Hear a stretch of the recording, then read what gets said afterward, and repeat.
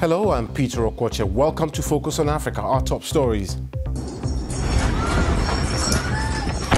Beirut picks up the pieces after a massive blast rips through its port area, killing at least 135 people and injuring thousands more.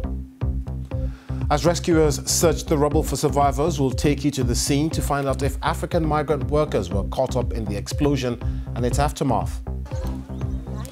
As Africa teeters on the edge of recording 1 million cases of coronavirus, we'll ask the World Health Organization why the continent is still struggling to flatten the curve. Also on the program, imbibing the Holy Spirit. We'll head to the South African church with a rather unique way of getting closer to God.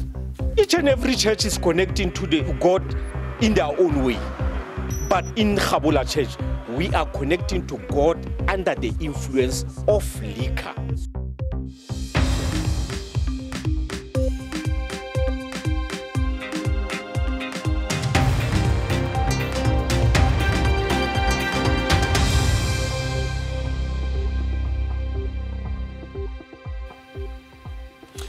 Thanks for joining us here on Focus on Africa from BBC World News. A desperate search is continuing in Beirut to find more than 100 people still missing after a huge explosion devastated the port area. The blast killed at least 135 people, injuring 4,000 others and leaving around 300,000 people homeless.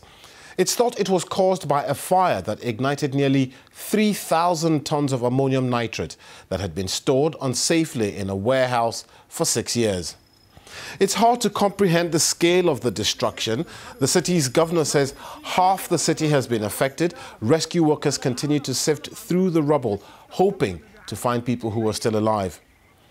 Hospitals were already struggling with coronavirus infections on the rise. Now they're overwhelmed with thousands of injured people.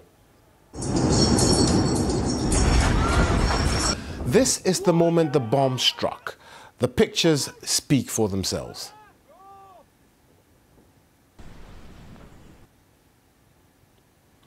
Well, let's get the very latest now from BBC Arabic's Rami Ruhayam. He reports from Beirut. This is what's left after a devastating explosion that shook Beirut to its core. And this is what the surrounding neighborhoods look like, smashed up by the seismic shockwave caused by the explosion. I saw a lot of disgusting scenes. Dead people, people running and screaming whilst carrying their children, people who'd lost their children, others looking for their mum or sister. It was horrific. This is a sample of some of the destruction wrought on Beirut by yesterday's blast. This neighborhood here is very close to the site of the blast. Many of the buildings here have balconies that overlook the port of Beirut. So people would have been standing on their balconies or near their windows, stretching their necks to catch a glimpse of the fire when the blast struck.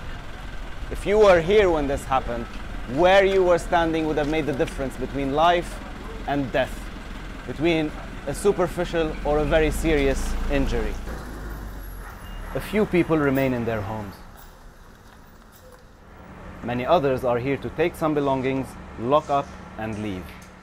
Fabio is one of them. Honestly, I kind of feel numb because like after the revolution, the capital control, the collapse, the hyperinflation, everything that happens like just in a series. I mean, like any normal person wouldn't have any kind of hope because like this is rock bottom. There is no down. It's sad. Like you have to admit it that we really screwed up. Paul has 2 pharmacies on the street, both thoroughly damaged by the force of the blast. I'm pharmacist here since 35 years. I lived the war and never seen like that day, like that moment. Really, it was terrible, terrible. At the hospitals, the initial chaos has subsided, but the pressure is still on. The blast decimated our stocks. We used up in 2 days what we normally use in a month or 2. All of Beirut gets its material from the port, and our hospital gets all its needs from the port of Beirut.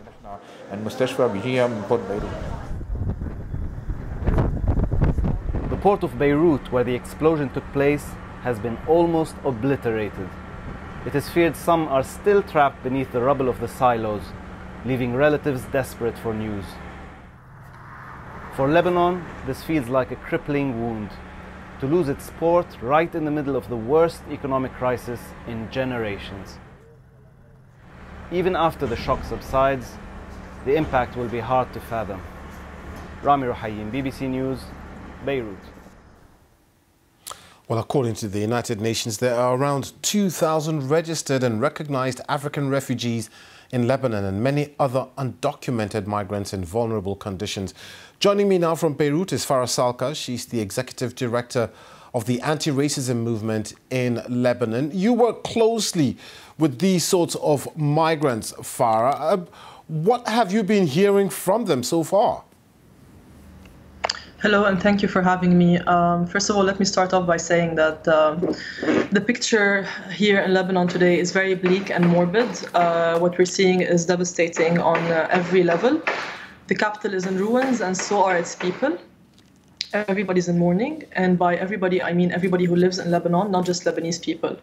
So I'm also referring here to all the Syrian refugees, Palestinian refugees, African refugees, and all the African and Asian undocumented migrant workers in the country. For some context, there are at least 300,000 migrant domestic workers, migrant women in Lebanon, mostly doing care work, domestic work, and everything in between. Most of these women come from East Asian countries or mostly African countries. Examples include Ethiopia, Cameroon, Nigeria, Sierra Leone, Kenya, Ghana, and others.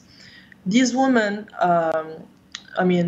migrant domestic workers in Lebanon and also migrant workers, male migrant workers, they're all working under a horrible system of migration and servitude that we call the sponsorship system or the kafala system in Arabic. And this system is the #1 enabler of all the atrocities we see in terms of treatment of migrant women and migrant workers in our Lebanese houses, and also of constant flagrant lack of accountability to Lebanese sponsors. Indeed, the treatment of these migrant workers is something we've spoken about here on the program. But, in the aftermath of the explosion, what's likely to happen to them now? Yeah. So since everything is linked, it's hard to speak about what happens after the explosion without speaking about how horrible this year has been to everyone in this country, and specifically to the people who are mostly hard hit, which are the migrant workers and the migrant women. 2020 hasn't been the year to any of us. Migrant women have been running into escalating situations from one crisis to the other.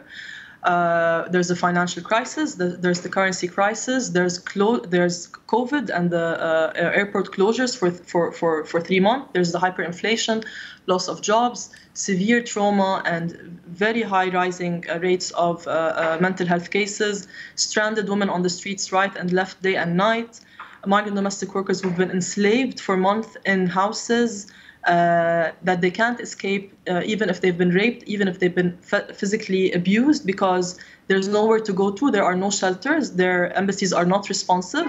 They have no way to pay the very expensive ticket prices to go back home because of the quarantine restrictions in their home countries. So everything I'm mentioning, from housing crisis to food crisis to basic survival and movement crisis, all of this was pre-yesterday. That was pre-explosion. That was pre-whatever has hit Lebanon yesterday that we still don't even understand the details of. So it is for us to imagine... Even before this explosion occurred yesterday, by chance, I just happened to be reading that some African governments were planning to come and move some of their migrant workers back who were stranded in Lebanon back to their countries. For instance, is Nigeria. Is the airport functioning right now? Would foreign governments be able to come and move these migrant workers back home if they wanted to? The excuse of the airport closure was an excuse that many of the countries of origin, the consulates and the embassies were using up until July 15, when the airport opened.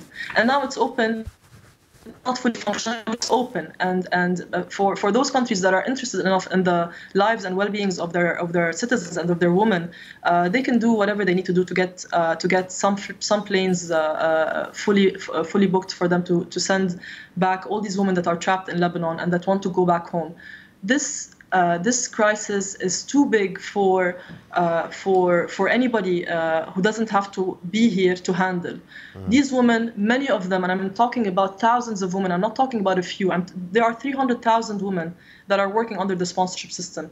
There are at least tens of thousands who want to go back home with their wages paid and be able to go back to their families safely. So it's not much to ask from the Lebanese government and from the countries of origin, the different countries that represent these women, to do whatever needs to be done to get these women back home. This is the main ask: evacuate migrant workers from Lebanon. Okay, Farah Salka, who is the executive director of the anti-racism movement in Lebanon. We thank you very much for your insight into this important story. Thank you.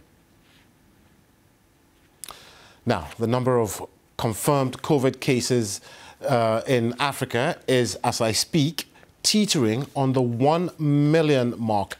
It's thought it will edge over that milestone today or tomorrow. The World Health Organization's Africa Director, Matshidiso Moeti, has said the continent is at a pivotal point. The virus has spread far slower through the continent than experts had anticipated, but now we're seeing a surge in cases. Let's take a look at how the virus has spread. The first case on the continent was recorded on February 14th in Egypt from a foreigner who had arrived in the country carrying the virus but had shown no symptoms. By the middle of March, governments had started to lock down their countries by stopping international air travel. On May 13th, Lesotho announced its first case of the virus, making it the last of all 54 African nations to do so. The three countries that have been hit the hardest are South Africa. It tops the list at over 520,000 confirmed cases. That's over half the cases on the continent. It also tests the most. Next comes Egypt with 94,000 cases, and then Nigeria with more than 44,000 cases. Well, joining me from Brazzaville is Michel Yao. He's the World Health Organization's Manager for Emergency Response in Africa. Michel, the surge of the virus in Africa has been increasing very quickly over the last couple of weeks. How worrying is that? It's a big concern for us because since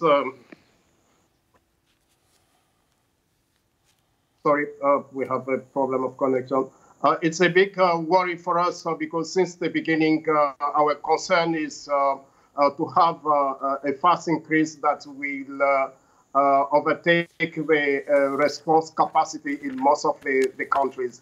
But what we are observing is that there is a big increase the last 3 weeks. But since the last week, we start seeing at least the curve flattening in some of the big contributors to cases like South Africa, Nigeria. It's too early to confirm this trend, but certainly based on the work that has been done, the huge mobilization in South Africa situation is decreasing. But at the same time, we are observing also increase in some other countries, mainly in the Southern African region. We have Zimbabwe, Zambia, Lesotho. In Eastern Africa, we have Kenya and Ethiopia. So this slight decrease may not be observed globally if these countries turn out becoming the main contributors in terms of number of cases. And indeed, your regional director, Dr. Matshidiso Moeti, has said that the virus can still be stopped from reaching its full potential. What needs to be done for this to happen? The main things to be done is to keep the focus.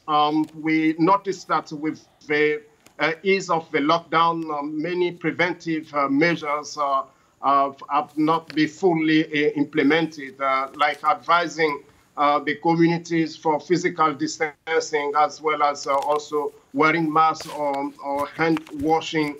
So there is a kind of fatigue in implementing these measures, but it should not be the case. As we move into a new normal, these measures need to be fully implemented. The other component is to ensure that there is a capacity to detect, to monitor, and then advise evidence-based public health measures for this control, as well as also implementing measures that comply to the national context, like in crowded communities, make sure that isolation structures are there, at least to reduce contamination. So community-based intensive package of interventions is required, and so most of the time is also out of the health sector. It includes enabling interventions like preventive measures. Okay, Michelle Yao from the World Health Organization in Brazzaville speaking to us here on Focus on Africa. Thank you very much for your time. Let's take a quick look now at other stories making the headlines across Africa and the rest of the world. Zimbabwe's Vice President Constantino Chiwenga has been appointed as the country's new health minister. This comes a month after the ministry was rocked by a scandal surrounding the procurement of coronavirus tests and equipment. Mr. Chiwenga is a former head of the army who led the military takeover from President Robert Mugabe. The Somali doctor and human rights lawyer Hawa Abdi has died at the age of 73. The Nobel Peace Prize nominee built a hospital, school and feeding center near the capital Mogadishu, serving tens of thousands of people. Dr. Abdi, known as the Mother Teresa of Somalia, remained in the country during the 3 decades of conflict.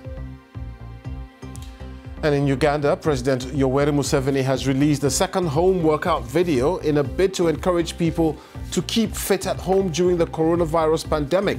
The 75-year-old appears jogging barefoot in a spacious living room before performing 40 push-ups. Mr. Museveni released a similar workout in April after he had banned outdoor exercise to curb the spread of the virus. This is Focus on Africa from BBC World News with me, Peter Okwoche. Still to come, the new reality of supply and demand under coronavirus. We'll see how Kenya's small-scale farmers are turning to digital platforms to sell their produce and keep their businesses afloat.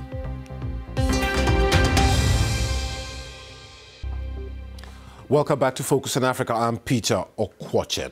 Well, as we heard before the break, Africa is poised to record 1 million coronavirus infections. But in Kenya, farmers haven't just been hit hard by COVID-19. They've also had to deal with serious locust invasions.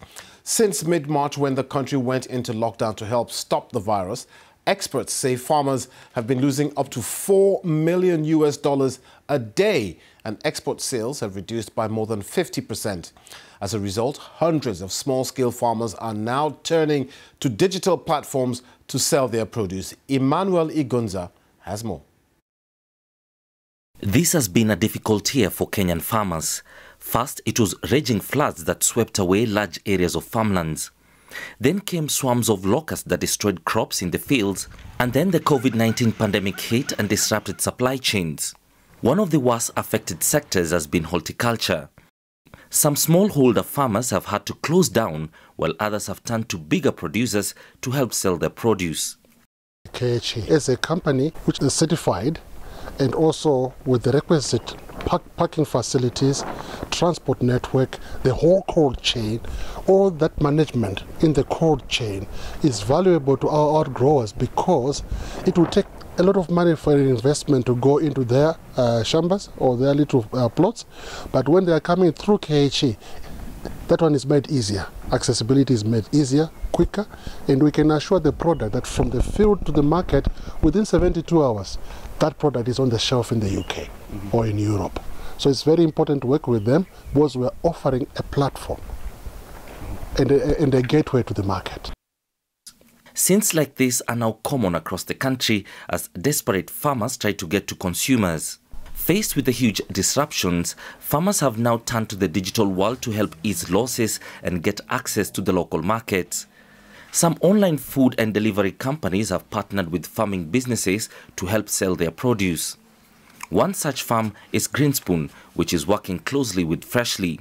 Every week, a subscriber gets a 5-kilogram box of fresh vegetables and fruits delivered at their doorstep at a competitive price. It's very important we also remain to connect outgrowers to the international markets with their export quality. We help them by sending agronomists there for their processes and to make sure they're up to international standards. These collaborations could continue beyond the COVID-19 pandemic. I think that as people realize how convenient it is to be able to sit at your laptop or on your phone or on your tablet at home and make an order that's going to be delivered the next day and know that the quality is there and that the care has been taken, that I think that it's going to be quite hard to go back to the hassle of physical shopping. I don't think that that means there's no place for it at all. I just think that perhaps with things like groceries and the things that we sell, it will be more convenient to do it on a weekly basis. You just kind of remind yourself on a Sunday, oh yeah, I must do my shop. The farming sector has appealed to the government to help farmers deal with the shock so far witnessed in the first half of the year. But as countries slowly emerge from lockdowns and trade resumes, many farmers in Kenya believe the worst will soon be behind them. Emmanuel Igunza there. Now, there are many different churches around the world and many different spiritual paths which you can choose. But one church in South Africa, Gabola Church, believes they can reach God through drinking copious amounts of alcohol. Let's hear from the leader of the church.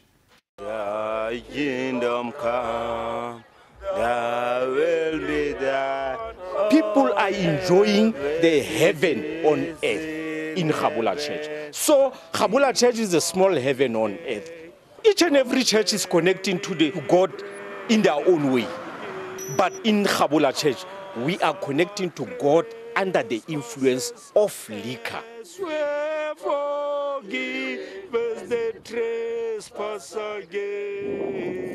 I am the founder and the leader of Gabola Church.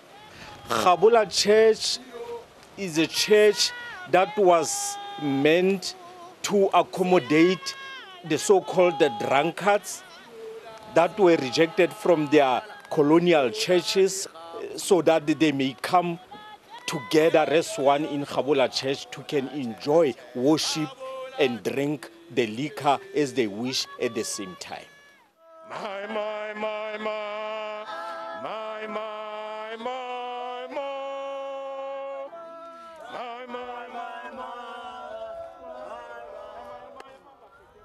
Today, our church services will be a dry one because now we don't want to defeat the ends of justice. That is the aim of today.